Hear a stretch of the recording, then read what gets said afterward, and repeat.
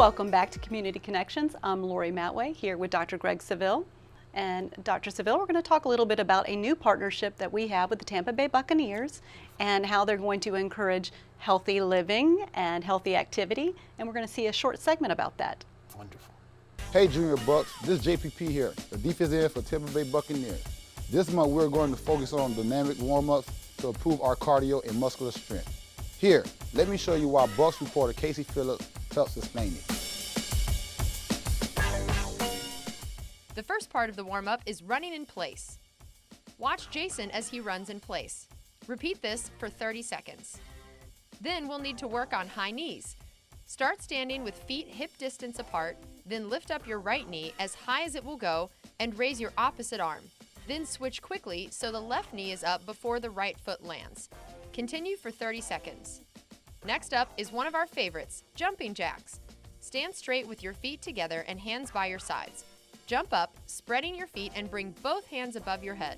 Jump again and return to the starting position. Repeat for 30 seconds. After you've done your jumping jacks for 30 seconds, let's perform your bottom kicks. Standing in place, kick your legs back and try to kick your bottom. Watch your balance and take your time. When you've done that for 30 seconds, let's cool down a little with walking lunges. Nice and steady, controlled lunges around the area with deep breaths. Our last set in our dynamic warm-up is the body weight squats. Start with your legs straight and shoulder length apart. Now bend the knees and sit in the imaginary chair behind you. Stand back up and repeat the exercise for 30 sets. Exercises like this will help you improve your cardio and prepare you for your fitness test at the end of the year. Now it's your turn. Let's see how many reps you can do without getting tired.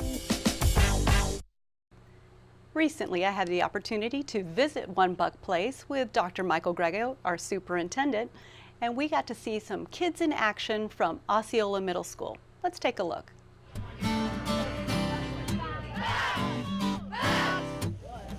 We're here at One Buck's Place, and what an exciting day for 25 plus students from Osceola Middle School. It's here to see a practice and really to celebrate the partnership between the Buccaneers and the foundation and our elementary and middle school students. And I just want to say thank you to the Bucks for providing playground equipment, exercise, physical fitness equipment to each and every elementary and middle school child in our community. Man, it's a blessing, man, because I was one of these kids, you know, back in the day. You know, it's a moment for us, but it's a lifetime for them. You know, you never forget this experience, and it's still fun for us, you know what I'm saying? Well, students really do look up to athletes, and when they see an athlete, whether they just, as we saw before, signing autographs, but they really listen to a lot of these role models that they have. And when athletes tell a student to focus in school, pay attention, really do well in school, try your hardest, it means a lot to students. In addition, the Bucks have been instrumental in a reading challenge throughout the year, not only today. And those reading challenges mean a lot to students, especially with the incentives that the Buccaneers provide to the students. So we're here today to open up a new school year and to kick off a very exciting Bucs season, but also a great school year, and the partnership with the Buccaneers and the Pinellas County School District.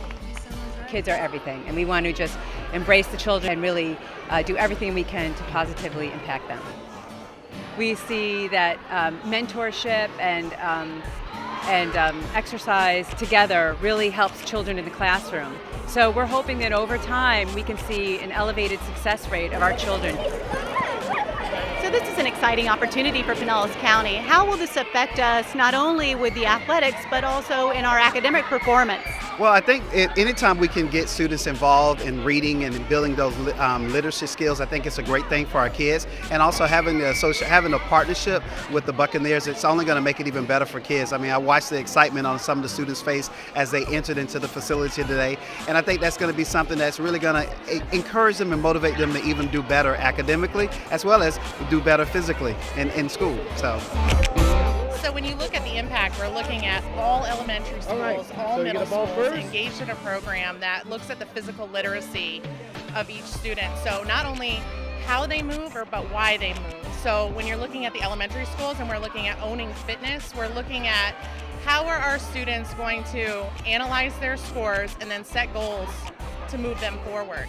When we look at the middle schools, we're looking at flag football, so a program that we really haven't had in our curriculum, we're now embedding in the curriculum. And my hope for this program is that it will grow the capacity at the high schools for girls flag football. We're going to expose more students to team sport activities, which will develop cooperation, teamwork, all skills that are necessary for life. Set, go! Everything that we do, you know, we're role models, you know what I mean? I remember when I was young, I didn't really know too much of the game, but I knew of people. But if I ever could like have somebody to come back and actually, you know, work with me, I would have paid attention way earlier. But this means a lot to them. You know, they get a chance to actually be with us, and you know, we're their role models, and just teaching them fundamentals.